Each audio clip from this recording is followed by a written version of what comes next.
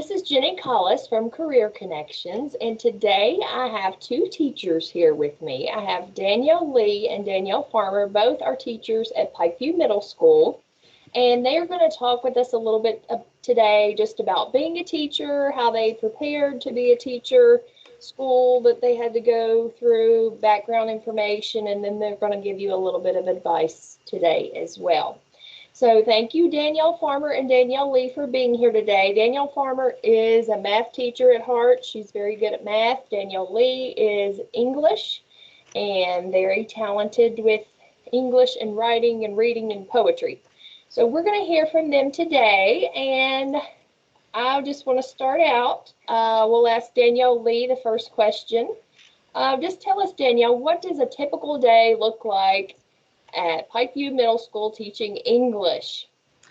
A typical day for me includes teaching the 6 classes that I have, a reading class and an English class, planning for the day, grading, communicating with parents and students, helping students who may need extra help during planning or lunch times, and preparing for the next day's materials, getting PowerPoints together, making copies, and making sure that students are ready for the next day.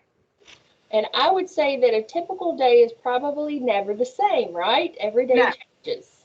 Yes. No, and a typical day now versus a typical day, outside of a pandemic are two completely different things as well. Exactly. Danielle Farmer, tell us what led you to this career path. Well, when I was in middle school, I really hated math. And I had a really good math teacher when I was in 9th grade who helped me kind of get caught up on all my math skills. And I realized that I could probably do that too. I could help kids get caught up on their math and be a math teacher. So I had one really good teacher that kind of turned my perspective on math around. And then from then on, I just loved math. That's good. I think most of us can think about a teacher from our past that's inspired us and made us kind of want to choose that career path. So Danielle Lee, what kind of schooling and background, if we have students that are interested in this career path, what could you tell them about how they'll need to prepare? Like, what kind of schooling will they have to go through? For an education degree, you will attend a college and take classes in the content area that you are deciding to teach, whether it's math, reading language arts, social studies, or science. You will also take classes in education to receive a bachelor's degree. You will have to obtain a certification through the State Department with taking praxis tests.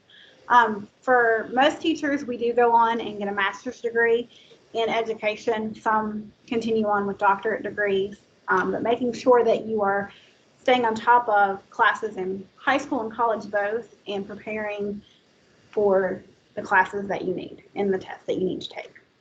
And I might just add that when you're in high school, there is a class at the VOTEC that you can take called Careers in Education that can give you some credit hours towards 3 West Virginia schools, and it can kind of prepare you for the education background. Yes, that's a great idea. For those that are interested in teaching, you should check that out at the VOTEC. So let's see, what about, I know with every job, no matter what job you have, there are challenges that come along with it, but there's also a lot of rewarding aspects. So tell us about something that's the most challenging, and maybe not even specifically this year, because we know everything's challenging this year in the middle of a pandemic, but just in a typical year in a classroom, what's the most challenging thing, do you think?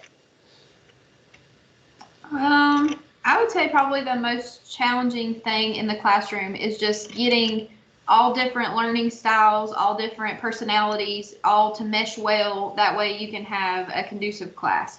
Because, if you have a lot of visual learners and then you have some auditory learners, you have to try to adapt your lessons. That way you're meeting everybody's needs at once. And sometimes that can be very, very tricky and challenging.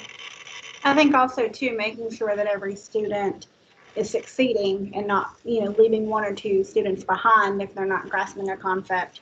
And like Ms. Farmer said, making sure every student succeeds in every lesson that you have. I agree with that. What are some of the rewarding things about your job? For me personally, I think one of the most rewarding things is seeing previous students who have gone on to be successful. and seeing students who may be struggling with certain concepts, if you're able to work with them, seeing that light bulb go off and being able to reach those kids and know that you're making a difference. I think that's a very good point. So students that are watching this video today, what advice would you give them? Let's say they maybe have a little idea, I might want to go into the education field. What kind of advice would you give high school students today? I would really tell them to focus on, their English classes in high school, focus on their math classes in high school, because when they get to college, having that really good background in math and English. I think also to focus on things that as a student, you are engaged in and enjoy. Right. Like little lessons, little things that you as a student have loved in a classroom, taking those and using them in your own classroom. Absolutely. I got kicked out. I'm sorry. I was just saying to focus on like their math and their English. That way, when they go to college, they have that really strong background in those two subjects, and that will help them with their coursework when they start college. Because I know a lot of college freshmen, that's one of the biggest things that they struggle with is the math and the English. So if they take that coursework seriously in high school, then it'll help them a lot. I'll prepare them.